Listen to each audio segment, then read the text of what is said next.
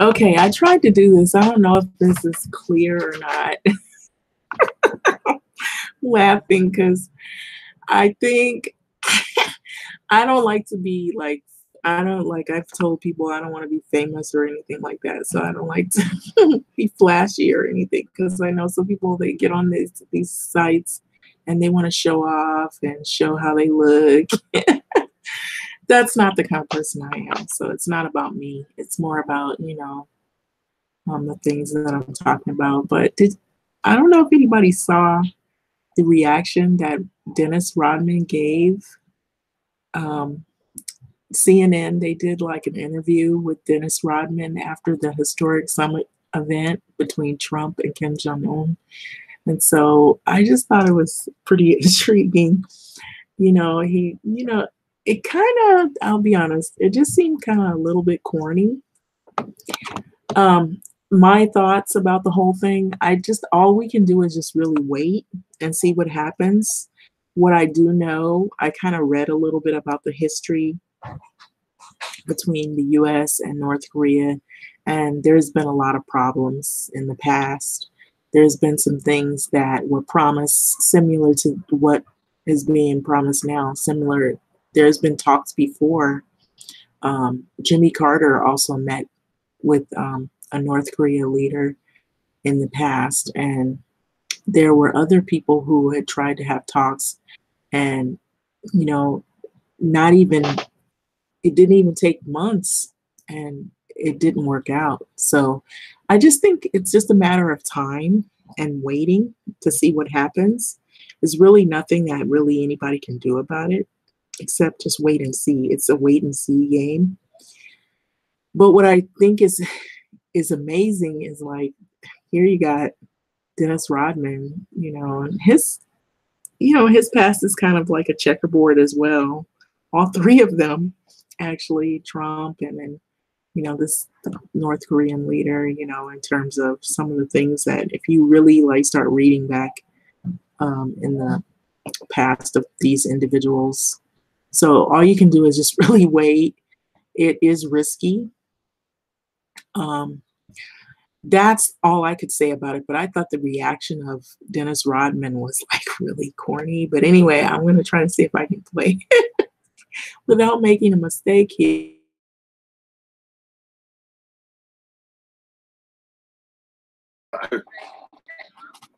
How you doing, guys? It's good. Do you have what does your hat say?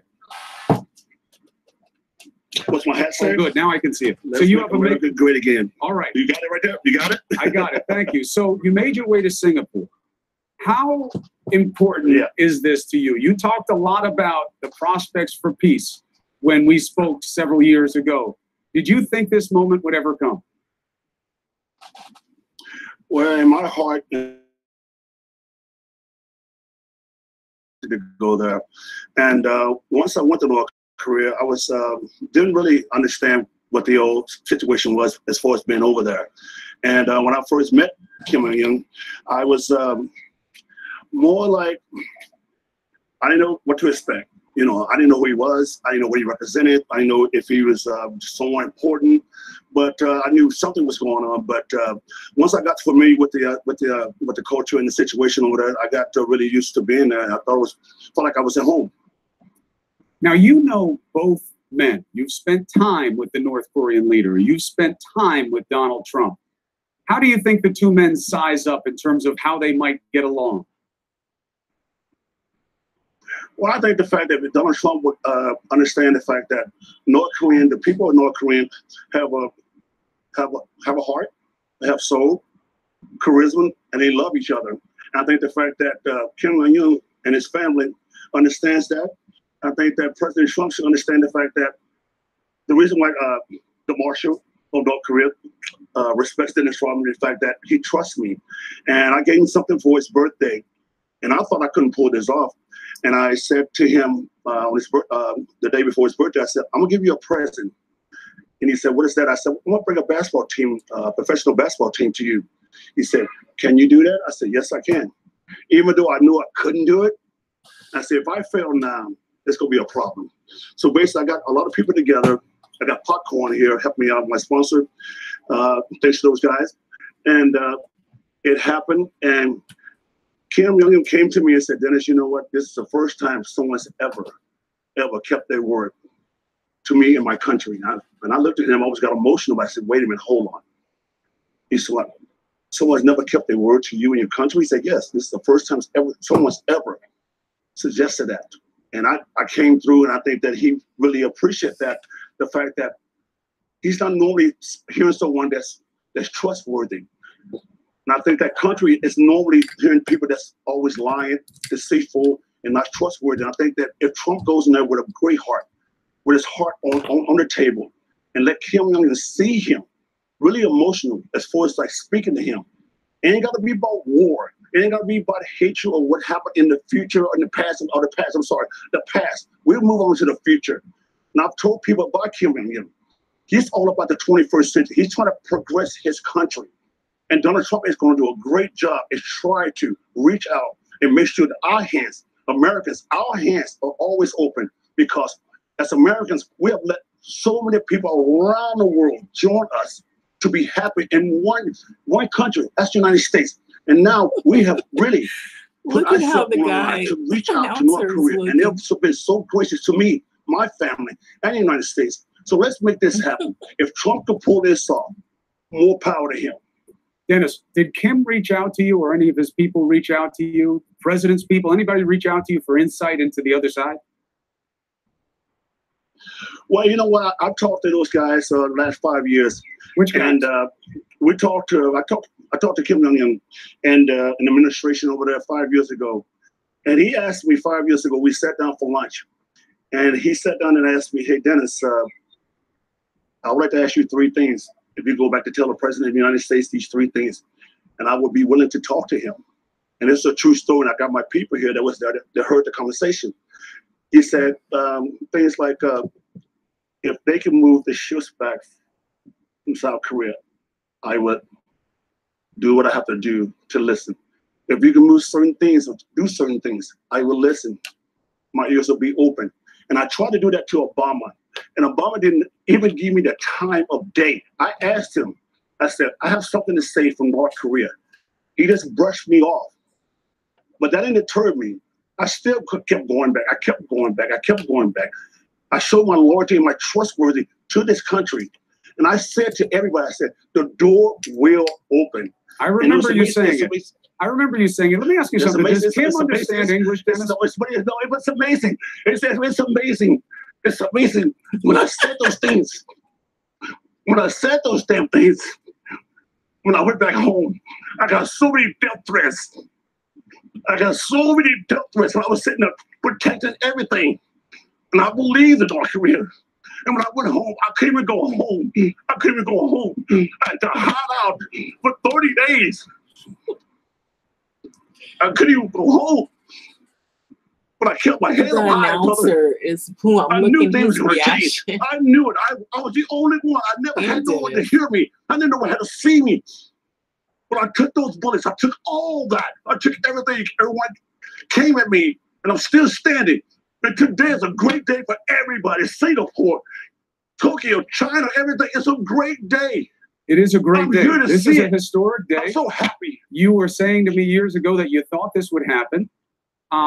And I want to let you be ready for me to ask you another question. I know you're very emotional about this. Go ahead. This is what I want to know. I want to know, well, you're an emotional guy. You feel very deeply about things. People who've been around you understand that. Right. Why did you feel so strongly that you needed to make something happen for North Korea? There's so many places you could have gone in the world that have, a much easier path to peace than North Korea, given the record of human rights abuses and other practices of this despotic regime. But you chose North Korea. Why?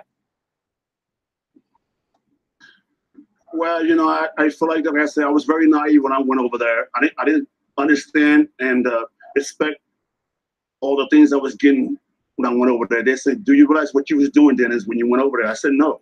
I thought it was just another one of those things I was just doing some charity event. I knew nothing about North Korea. I just thought I was going to play basketball and just treat the people and be happy. And that was it. but it turned out to be so much more bigger than what I thought. And I felt the fact that, just listen to the people, seeing the kids, seeing the people there, and just meeting the regime, Kim Jong-un, and the whole marshals and everybody. I just felt like I just fell in love with the country from day one. And I felt like that, I guess I owe it to myself, and the people around the world. You know what? I'm not in here. I'm not in this for no money. I never started it for no money. This is not about Dennis Rodman being the greatest person in the world to lead these two people together. It has nothing to do with that. I just wanted to see it get done so we all can live good together. Well, here's the no first hatred, day. no more hatred. Here's the first day. Let's see where it goes. Let me ask you something. You talk about speaking with Kim Jong-un. Does he understand or speak English? And one thing about him, though, I always say about him, he's more like a big kid, even though he's small. He's more like a big kid, but he loves to have a good time. And I was saying last night or this morning that he was going around taking selfies and stuff like that. And I was saying that this guy wants to be around the world. He wants to come to America. He wants to enjoy his life. He wants his people to enjoy his life. But I think that the fact that he doesn't have the tools, and maybe the fact that the politics of this whole meeting is just going to happen. I think this is going to change a lot. And I hope the fact that President Trump can understand, knowing that Kim is trying to reach out and trying to get into the 21st century. That's the big question. I want to ask you about that in a second, but let me just get an answer to this. Do you think he speaks or understands English? Well, I think he understands bits and pieces. If you talk about basketball, yes, he understands that. So you think it's about what he wants to talk about? Do you think he's studied English? I can say one thing. I think people know that Kim Jong-un is not a dumb man. I think he's understanding from his grandfather, his father. I think that he's trying to protect his people. He's trying to protect his honor and his and everything that has to do with his country. But like I said, that's respect. That's respect. Nothing's going to happen overnight. It's going to take time. 100%. 100%. If Kim Jong-un and Donald Trump understand that, if they understand the fact that if we just sit there and have a smooth, a comfortable relationship, smile, laugh, joke a little bit, okay, great. It ain't got to be war. It's got to be something that everyone can be comfortable about. Right. And I know this meeting is going to be a great meeting. Well, that's the hope, Dennis. We'll see where it goes. It had a good start. They did the handshake. There was good body language. They said the right things. It's all perfunctory at this part. It's the opening ceremony. And we'll see what happens when we start getting reports about the actual policy negotiations. But you talk about the Kim Jong-un side and North Korea side. Did you hear from the White House at all today? Well, yes, I did. But, and the good thing about it, yes, Donald Trump reached out. He called his secretary, and she called me and said, Dennis, Donald Trump is so proud of you. He thanks you a lot. And that means a lot, because after all these years, the fact that Okay, I'm gonna stop it. But if you want to see it, it's right on YouTube. It's the video, and I was looking at the reaction of the interviewer, and also some of the reaction of Dennis Rodman. It just seemed pretty intriguing, but I just thought some of it I felt was a little over the top, kind of corny. But then, I really honestly think that maybe Dennis does have belief that it'll work out for some strange reason. But I also feel like there's some other things that we haven't been told as just regular people, civilians here in the US, that maybe there are some talks that we don't know about it within that meeting. And all we can do is just wait and see. I just thought it was interesting. And him, when he cried, it was like, man, I don't know. It just seemed kind of off. But I even seen there was also a video of Sarah Huckabee when she called Dennis Rodman to thank him for intervening as a sort of like a person to go and actually witness the summit talk, or at least witness some of it. What he was allowed to witness. I don't know if that it was, because I did read that there was behind closed door type of meeting as well. And so that's the part I was thinking, well, what happened with that? We may not even know until we just see what develops. It's like a wait and see game type of thing. All I can say is just wait and see. I tried to do this video earlier. It didn't come out the way I wanted it to. So, but anyway, like, comment, subscribe. What are your thoughts on this? Do you really trust that this is going to work out? I have a sort of like, up in the air. I don't know that it's going to work out. I can't say. Like I said, I think it's more of a waiting game. Sort of, let's just see what happens, because I did kind of read a little bit about some of the relationships that we've had with North Korea, and it hadn't really been that great, especially in the Bush era when he was in office. There was, a denunciation of North Korea at one time as being an evil, one of the three evils. There was that issue with Al Qaeda, and then I believe Pakistan, but North Korea was one of the evils, and so it didn't really look good at the time. So, well, anyway, that concludes this. Like, comment, subscribe, and what are your thoughts and feedback on this whole issue? Because I'm not really sure that things would work out, but all we can do is wait and see what happens.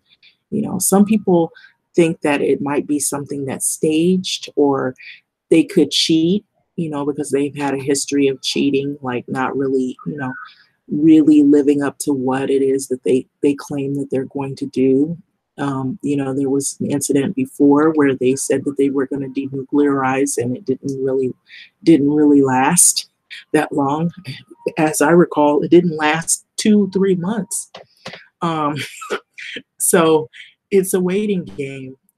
But anyway, with that being said, like, comment, subscribe. Thanks for listening.